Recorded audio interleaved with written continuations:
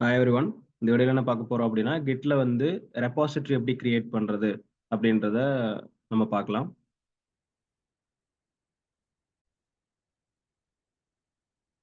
So நான் already சொல்லியிருக்கேன். Repository அப்படின்றது வந்து நம்ம சிஸ்டம்ல ஏதோ ஒரு ஃபோல்டரா இருக்கலாம். ஸோ லோக்கல் ரெபாசிட்டரி வந்து அப்படிதான் நம்ம கிரியேட் பண்ணுவோம்.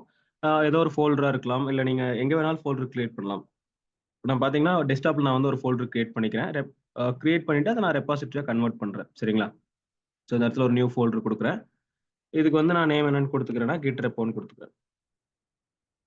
ஸோ Git ரெப்போன்னு குடுக்கும்போது இது நான் வந்து இது வந்து இப்ப நார்மல் ஃபோல்டரு. நான் இத வந்து Git ரெபாசிட்டரியா கன்வெர்ட் பண்ண போறேன்.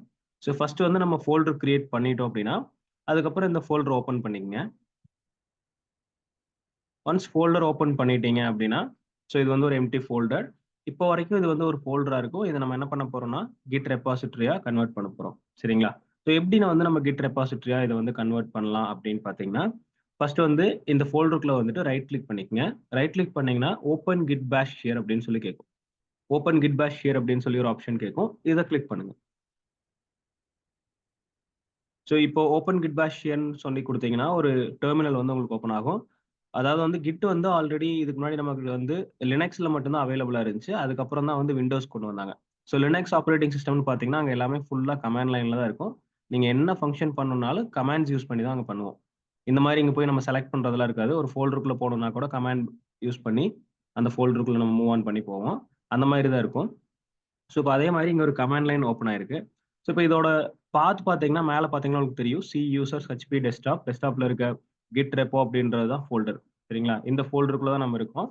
ஸோ இத எப்படி நம்ம ரெபாசிட்டரியா கன்வெர்ட் பண்ணலாம் அப்படின்னு பார்த்தீங்கன்னா, ரொம்ப சிம்பிள். Git குடுங்க. Git குடுத்து initன்றது குடுங்க. ஸோ init அப்படின்னா இனிஷியேட். இந்த ஃபோல்டர்ல வந்து Git இனிஷியேட் பண்ணு அப்படின்னு சொல்லி நம்ம Git கிட்ட வந்து ரெக்வெஸ்ட் கேட்கிறோம். ஸோ கமாண்ட் குடுத்து ஆம், இந்த இடத்துல ரெபாசிட்டரி வந்து இனிஷியேட் நான் பண்ண சொல்றேன். இப்ப நான் ஒன்ஸ் git init குடுத்து என்டர் குடுத்தேன் அப்படின்னா, இனிஷியேட்டிங் எம்ப்டி git ரெபாசிட்டரி இன் த ஃபோல்டர் அப்படின்னு சொல்லி வரும். ஸோ இப்ப இங்க பார்த்தீங்கன்னா, இந்த இடத்துல டாட் கிட் அப்படின்னு சொல்லி ஒரு ஃபோல்டர் ஓப்பன் ஆயிருச்சு. இப்போ இதுவரைக்கும் வந்து இது வந்து நார்மல் ஃபோல்டர். இனிமேல் பார்த்தீங்கன்னா, இந்த ஃபோல்டர் தான் நமக்கு Git ரெபாசிட்டரி. ஸோ அப்ப எப்படி வந்து நம்ம Git ரெபாசிட்டரி வந்து இனிஷியேட் பண்ணலாம்? ஒரு ஃபோல்டர வந்து ரெபாசிட்டரியா கன்வெர்ட் பண்ணலாம்னா, git init அப்படின்ற கமாண்ட் குடுத்து ரன் பண்ணீங்க அப்படின்னா, அந்த ஃபோல்டர் வந்து இதுக்கப்புறம் நார்மல் ஃபோல்டரா இருக்காது. இதுக்கப்புறம் இது வந்து பார்த்தீங்கன்னா, உங்களுக்கு Git ரெபாசிட்டரி. சரிங்களா? இதுதான் வந்து நமக்கு இனிமேல் Git ரெபாசிட்டரி. இப்படிதான் வந்து ரெபாசிட்டரி கிரியேட் பண்ணணும். இதோட Git repository creation topic end ஆகுது. Thank you எவரிஒன்.